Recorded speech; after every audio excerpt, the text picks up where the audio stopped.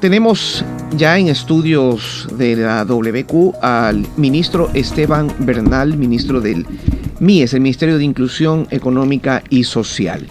Este año, en el 2023, el MIES se ha planteado una agenda muy, pero muy ambiciosa. Y vale la pena enterarnos de ella para saber de qué forma podríamos nosotros, a través de la información, a través del manejo de los temas, colaborar para que esto sea un éxito.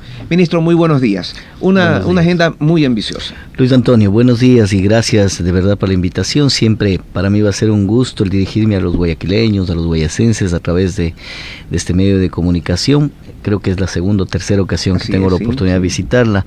Hoy en Guayaquil, arrancando actividades en la Perla del Pacífico, entendiéndole que la política social para el gobierno nacional es la prioritaria. Pero esto no solamente en lo conceptual. Déjeme primero, antes de responder lo que usted menciona, manifestarle el cierre del 2022, con la inversión más grande de la historia institucional del Ministerio de Inclusión Económica y Social, 1.716 millones de dólares, que logramos colocar ese recurso en inversión en casi 1.902.000 núcleos familiares a nivel de todo el país. Con respecto al tema de transferencias monetarias o bonos y pensiones, tuvimos un incremento significativo motivado en tres elementos. Uno, número de beneficiarios superiores. Usted me dirá, bueno, lo que busca normalmente un país es disminuirlos, no incrementarlos, pero venimos de un proceso pospandémico, de una situación crítica en materia de política pública que nos dejó el 32% de pobreza y 14.7% de pobreza extrema al inicio de nuestro gobierno, lo cual obligaba no solamente a sostener el número de beneficiarios, sino ampliarlo. Y además motivado por el incremento de 50 a 55 dólares del bono de desarrollo humano y el implemento del bono infancia futuro, que es para disminuir la desnutrición crónica infantil, que logró que tengamos 37.500 madres gestantes y madres de niños de 0 a 45 días ya incorporados en el programa. El 2023 se viene con más fuerza aún. En este último programa tenemos que cumplir la meta, al menos duplicar 30.000 beneficiarios adicionales, que ya está financiado por el gobierno nacional, para llegar a cumplir la meta final en el 2024, que terminen siendo 85.000 beneficiarios a nivel de todo el país. Esto nos va a permitir cumplir uno de los más grandes objetivos que tenemos en materia social, Luis Antonio, que es disminuir la desnutrición crónica infantil. Ese es el enfoque final. Y ahí no solamente está el gobierno nacional, están los gobiernos autónomos, están ustedes, los medios de comunicación, la sociedad civil. Y yo digo que una de las mejores características, que dicho sea de paso, ha sido valorado inclusive por organismos internacionales, es la creación de un bono que tiene particularidades distintas a los demás. Primero, tiene una temporalidad específica que es prudente, es decir, 1.000 días, 270 días de gestación de la madre y 730 días de vida del niño, que es la temporalidad mínima que según los expertos debemos precautelar para que disminuyamos la desnutrición crónica infantil. Segundo, se entrega de manera distinta, se entrega 50 dólares de manera recurrente, es decir, de manera mensual, permanente, durante aproximadamente 2 años, 9 meses, y además de ello, se entrega 10 dólares acumulado en 3 hitos. 9 meses al concluir la etapa de gestación, 90, 120 dólares al terminar el primer año de vida del niño y 120 dólares al terminar el segundo año.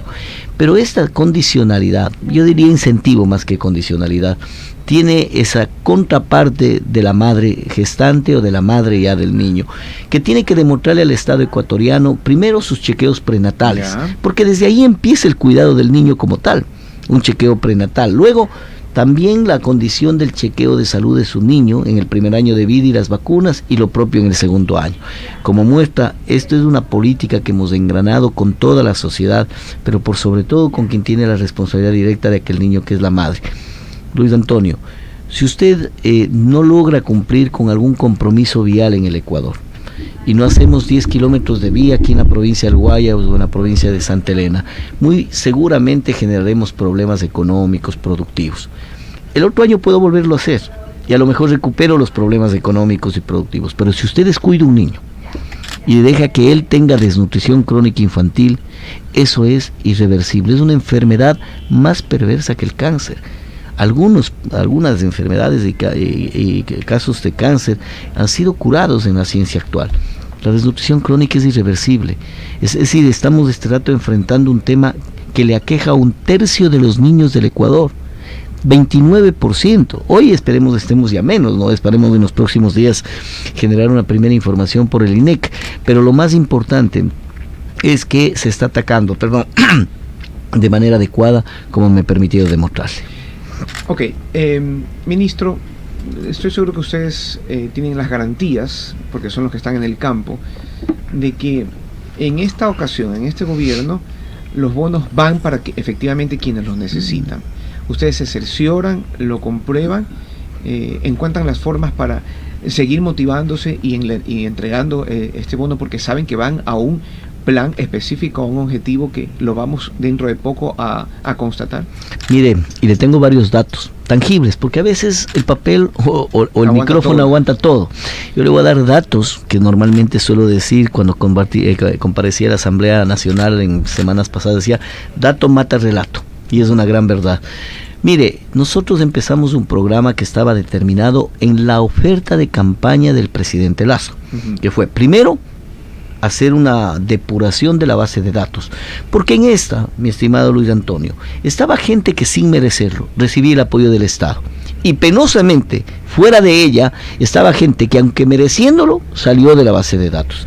Hoy hemos logrado una incorporación superior la que ingresa a la que sale, pero han salido casi 110,000 nuevos núcleos familiares a nivel de todo el país. Claro, usted escuchará, me quitaron el bono, pero son las realidades a las cuales institucionalmente deben estar. O sea, en esta ocasión vieron caso por caso. Casos por casos. ¿Por qué? Porque hicimos una depuración con la actualización de la métrica 2014 con la que venía funcionando y se incorporó a la 2018, primero.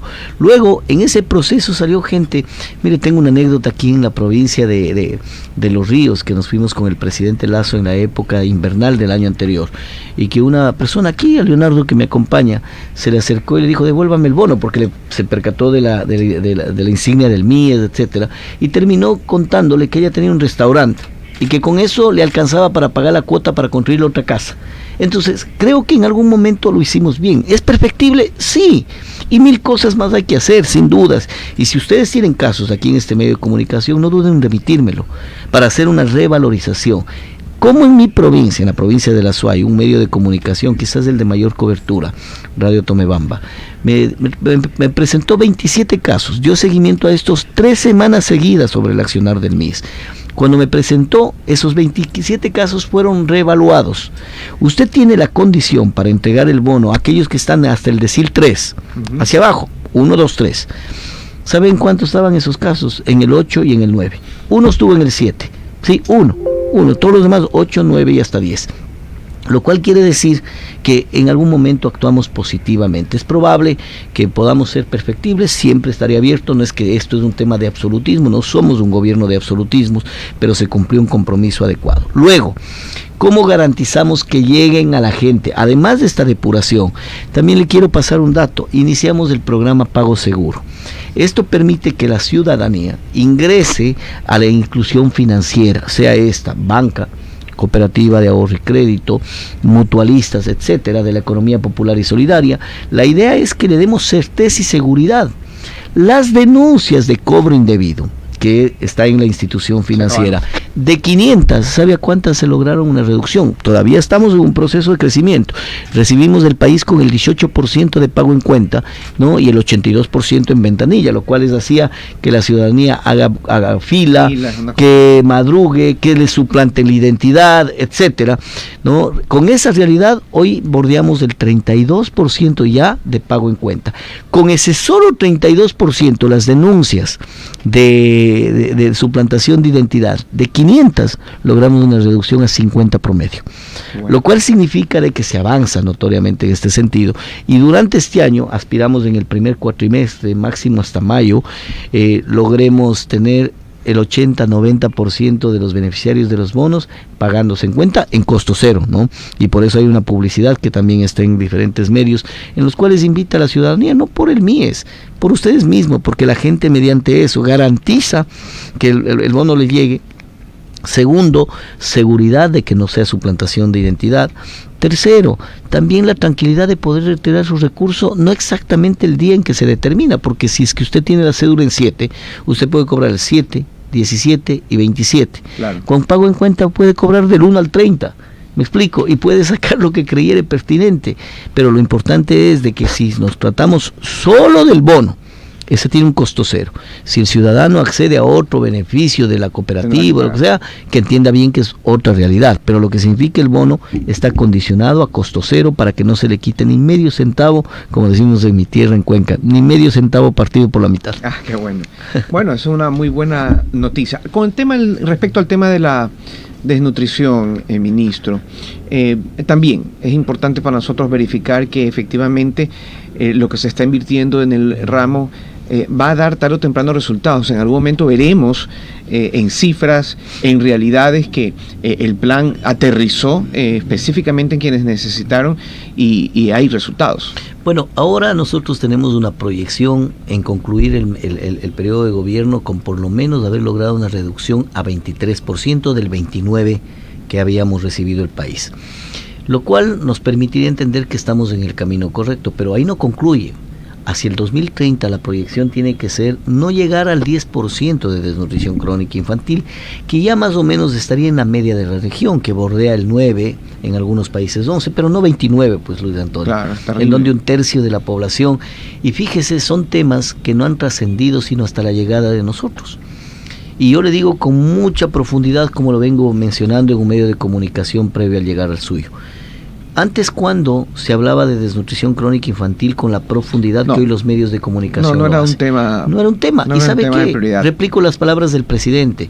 Muchos le han dicho, presidente, ¿qué connotación electoral política tienes en eso? No le pongas mucho ají en el tema. El presidente ha dicho, mira, la responsabilidad de un país no está en función de lo electoralmente potente. Y yo creo que efectivamente cuando se trabaja con los niños, trabajas con el futuro del Ecuador, pero también con un grado de responsabilidad. El ejemplo de la vía que hace un momento le doy es una realidad. Si usted descuida a estos niños, y dicho sea de paso, Luis Antonio, niños que están aquí cerquita, además con la mayor prevalecencia, 34% en la provincia de Santa Elena. Eso no significa que Guayaquil no lo tenga, ¿no? Inclusive creo que en números absolutos estaría por encima de muchas otras ciudades. Hay que trabajar con ellos, hay que trabajar con las madres gestantes, porque lamentablemente si nosotros descuidamos de esos niños, los problemas intelectuales, físicos, psicosociales es el fin de su vida. Es el fin de su vida, y por esa razón la preocupación va enfocado a estos programas que nunca fueron evaluados. ¿Qué queremos para este año 2023? Como le había mencionado, primero el incrementar en 30,000 nuevas madres gestantes para este año con respecto al bono Infancia Futuro, financiado en absoluto, sin perjuicio de que en el proceso de reformas podamos crecer inclusive un poco más para dar mayor cobertura en este contexto. Luego, el afianzamiento de esta Secretaría Técnica, que ha permitido una articulación de 17 instituciones, solo del Estado Central. Ahí tiene usted ministerios como el de Salud, Educación, Ambiente, Agricultura, nosotros por supuesto, pero también tiene instituciones como el BEDE. ¿Por qué razón? Porque el presidente entiende claramente de que nosotros podemos hacer todo lo relacionado con un buen manejo para disminuir la desnutrición crónica infantil en una zona específica. ¿Y si no hay agua potable? Claro, ahí viene otro problema. Ahí terminamos con todo el esfuerzo. Ahí terminamos con todo el esfuerzo, pero no podemos distanciarnos nosotros de esa responsabilidad, y por ello ha destinado casi $1,000 millones para que a través del Banco del Estado, que forma parte de la Secretaría Técnica para disminuir la desnutrición crónica infantil, que la preside un guayaquileño, Erwin Ronquillo, por cierto, ¿no? Y que lo hace muy bien porque nos articula a todos. Se incorpora salud con paquetes priorizados de salud, se incorpora educación con educomunicación, también identificando madres gestantes adolescentes que puede darse en el sistema educativo y que están en condiciones de pobreza, se incorpora agricultura con una provisión de alimentación adecuada para programas de esta naturaleza, pero se incorpora, ¿sabe qué otro ministro está en la Secretaría? El ministro de Economía, pues, porque él es el principal que tiene que entender la prioridad que esto significa para el gobierno nacional. Qué bueno que hayan podido conseguir ese nivel de articulación en torno a los objetivos sociales. Pero hay una situación, yo no soy banquero ni nada por el estilo, pero trato de entender cómo es posible el ofrecimiento de un crédito al 1% hasta 30 años plazos para mujeres emprendedoras. Eso es insostenible, dentro de un sistema financiero. Es insostenible si no subsidia. Me voy a recordar un poquito, me retrotraigo a la época de campaña electoral, que en el debate se decía, es imposible un proceso financiero de esa naturaleza. Y la respuesta del presidente es la misma que hoy la mantenemos viva y vigente. Hay temas que se subsidian en el Estado ecuatoriano, como por ejemplo, recuerda usted antes que quiebre TAME, era subsidiado por el Estado, porque usted tenía un ingreso de $3 millones y un gasto de 5. ¿Sí? Y ese subsidio, ¿quién lo pagábamos? Todos. ¿No? El subsidio que el Estado da en otros aspectos también, como por ejemplo la propia gasolina, que a veces migra, el combustible que migra hacia los sectores del narcotráfico, del contrabando, también estamos subsidiándolo. ¿Usted no cree que un subsidio financiero es más que bienvenido en este contexto? Por eso, la subvención los damos cada ministerio. El crédito está condicionado al 16%, el 15% lo subsidia Agricultura para sus proyectos, producción para los suyos, y el MIES para nuestras emprendedoras. Lo subsidiamos, es indudable. Pero es algo que va a tener consistencia en el tiempo. Pero por supuesto, porque además es el crédito más barato del mundo. Y tuvo que venir Guillermo Lasso, del sector de la banca, como siempre la han tratado de ver desde el lado negativo, para poner el producto financiero más barato del mundo al 1%, hasta 30 años plazo, ¿no? Y hasta $5,000. Nuestras emprendedoras en el 2023 serán 15,000 las beneficiarias de este bono y de este crédito, que les va a permitir obviamente dinamizar esa microeconomía, y que esa microeconomía además genere mejoramiento en la calidad de vida. El domingo estuve en la provincia de Morona, Santiago, en una feria de alto impacto del encuentro, y las vendedoras, las emprendedoras, que además, mi querido Luis Antonio, 87% son mujeres, porque lo que buscamos es, a través del programa Impulso Violeta, de que se impulse efectivamente su economía. Con eso usted concomitantemente disminuye grandes males, uno de ellos la perversidad de la violencia basada en género, porque la hiperdependencia económica en los sectores vulnerables del país hace que suceda aquello. Es uno de los detonantes. Nosotros con el emprendimiento le ayudamos a que genere su propia actividad, pero no nos quedamos ahí, cerramos el círculo y logramos que las ferias del encuentro le permitan vender. Testimonios como el de una señora ahí en Macas que me decía: ministro, lo que no he vendido en 3 meses vendí hoy.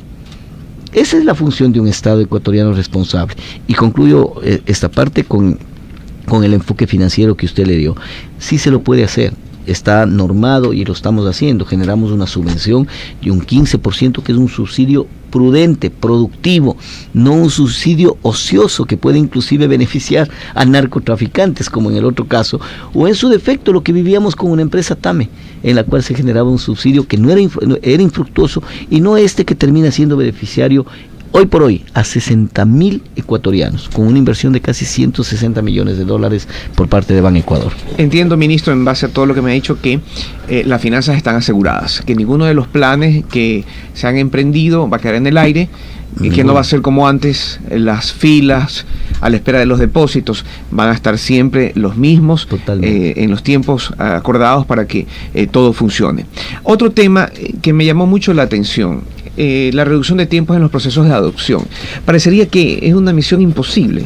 Lo vengo escuchando hace 20 años y los resultados de adopciones son verdaderamente imposibles. La gente desiste del proceso. Sí, en la mitad del proceso. O desistía. Solo en la mitad. Desistía. Se iba. Bueno, lo que yo tengo de información, desisten del proceso, y estamos con los orfelinatos llenos de niños precisamente por esto. Mire, Luis Antonio, Liz, qué gusto saludar y qué placer compartir con ustedes aquí.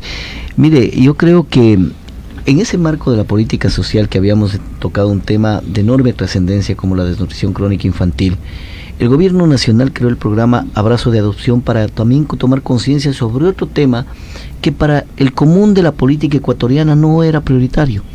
Hoy, hace días atrás, de un colega suyo con un programa de mucho interés a nivel nacional, lo dedicamos 1 hora completa a discutir el tema de adopción. y en 2 programas, Leonardo, si mal no recuerdo, 2 programas, en donde este tema pasó a ser prioritario también. ¿Por qué? Porque le hemos puesto el énfasis.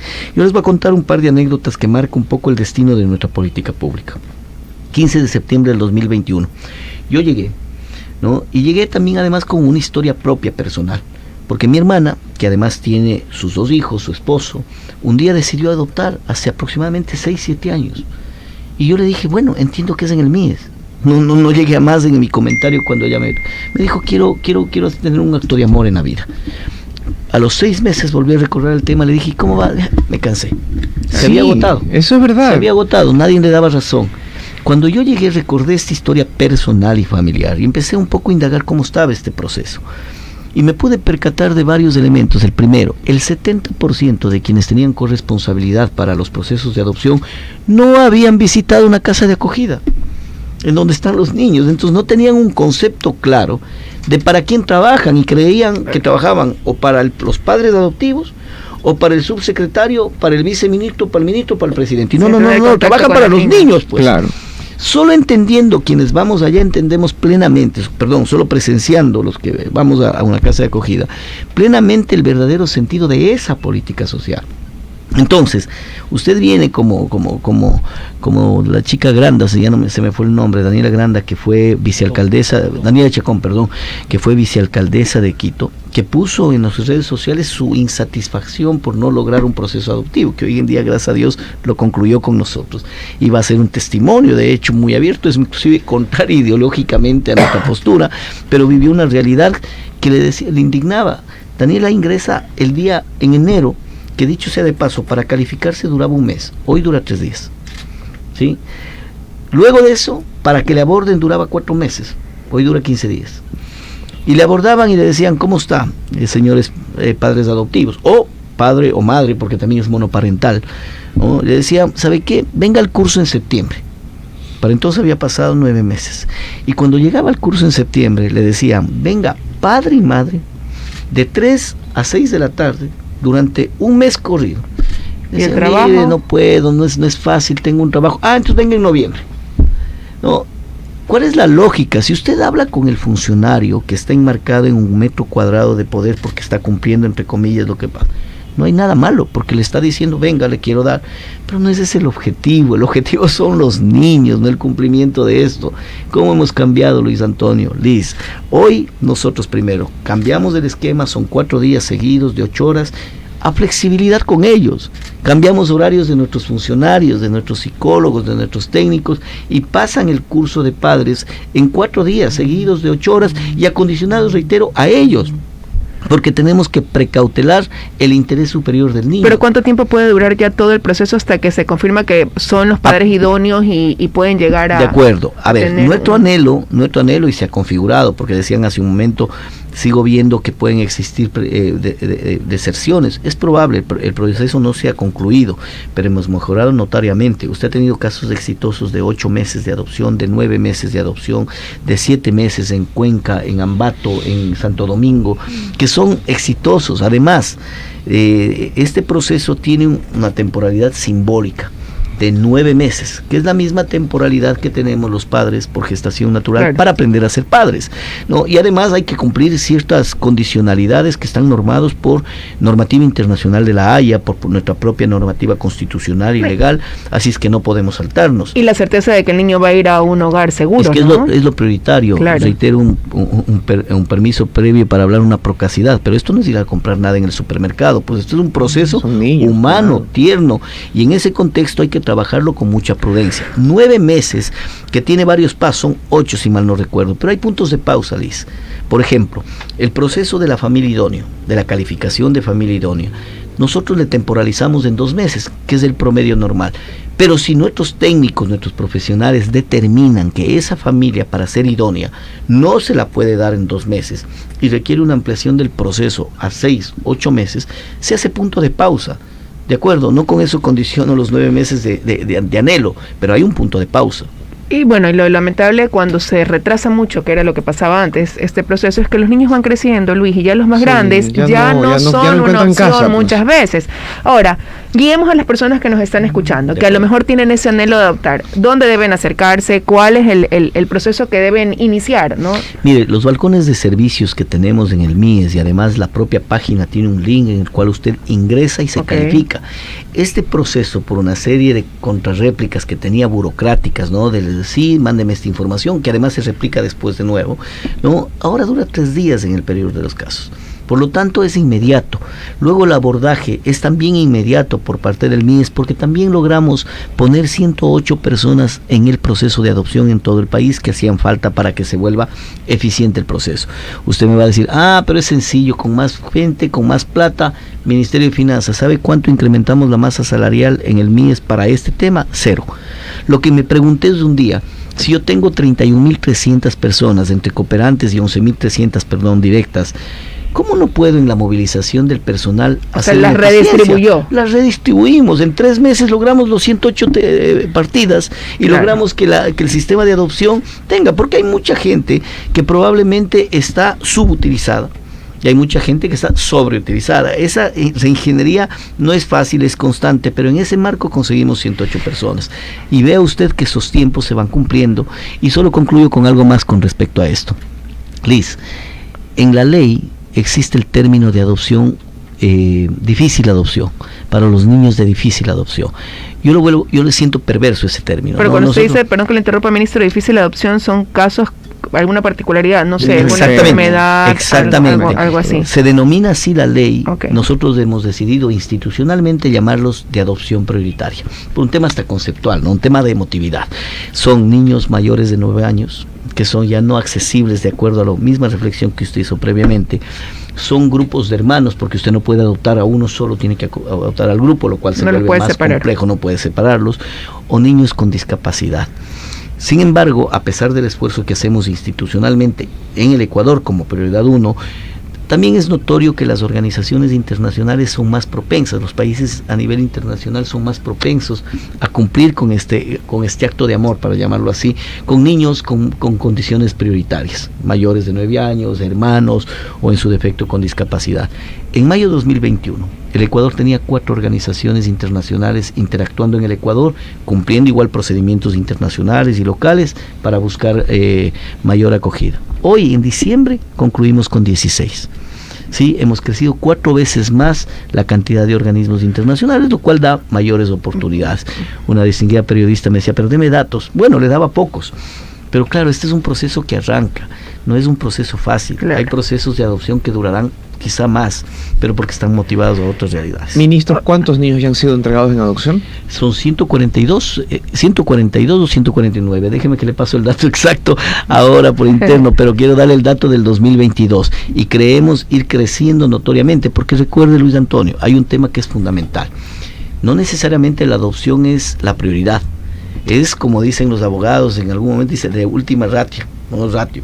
La adopción es la última alternativa que tenemos con los niños, porque quienes están en casas de acogida, la prioridad es la reinserción inmediata en su familia. Cuando ese hogar es seguro. Exacto. Lo casi es imposible, porque si está institucionalizado, como es un término correcto, está por maltrato, por abandono, ¿no? Entonces es indudable que esa probabilidad es mínima que regrese a su familia. Y en esos casos, esos niños reciben asistencia psicológica que los ayude a sanar esas heridas, porque no puedo decir olvidar, lamentablemente eso no se olvida, ¿no? De los niños de Naranjal, ¿no? De los niños de Naranjal. Fue un tema perverso y que yo tuve la oportunidad de estar ahí con ellos, inclusive verificando que tengan una asistencia. Uno de los niños pasó mucho tiempo en el hospital. En el hospital, no, eso fue horroroso. Más bien espeluzna recordar lo que dijo, de casos y su como eso, ya está presa, ¿no? Donde tiene que estar, pero a partir de eso es que le preguntaba, ministro, si reciben esta asistencia de un proceso psicológico, ¿sí? Sin duda, hacemos un compartir además con el Ministerio de Salud. Las casas de acogida, que son cooperantes también del MIES,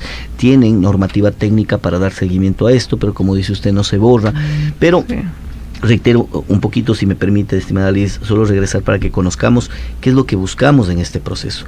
Es indudable que la probabilidad que regrese a su propio hogar es muy nula, muy baja, pero es el primer paso, hacemos una evaluación. Si no sucede esto, vamos hacia la familia ampliada, es decir, tío, abuelos, hermanos, alguien de la familia, porque no es lo más adecuado la adopción, o sea, eso es lo de última instancia. Pero igual entonces, una cifra de 108 niños es una cifra muy alta. Antes nosotros hablábamos de 7, 8 casos anuales, seguramente. Yo me voy a permitir darle la estadística y voy a permitirme que el equipo les transmite, inclusive le voy a dar con una temporalidad previa para que ustedes vayan viendo cómo se desarrolla. Aspiramos a que mejore. Y luego de la familia ampliada, si no cabe también el tema, vamos hacia las familias temporales que terminan convirtiéndose en adopción en algún momento, porque son familias que se califican para temporalmente tenerles en su hogar y no en una casa. Después se encariñan y ya se quedan. Me explico, pero es mejor tenerles ahí, aunque temporalmente, porque tenerles, entonces es una acción también humana que hace la gente y calificamos y hacemos de corazón.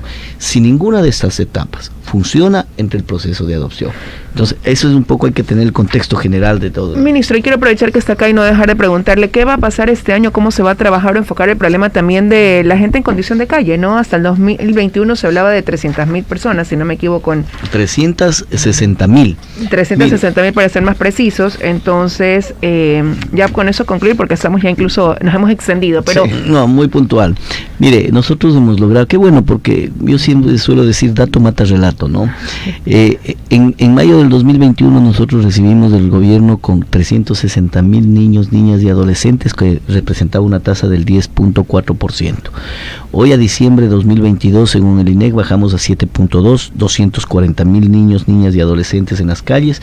Es una realidad todavía lacerante, pero esto está motivado por movilidad humana, que para este año tenemos previsto construir centros de atención temporal, de acogimiento temporal, y estamos en este proceso. Están financiados 4 centros en 4 países, ciudades del país, entre ellas Guayaquil sin duda, pero esta disminución está motivada por 2 aspectos, Liz. Uno, el acondicionamiento social, el mejoramiento del abordaje, porque también hacemos programas de erradicación de trabajo infantil y erradicación de mendicidad.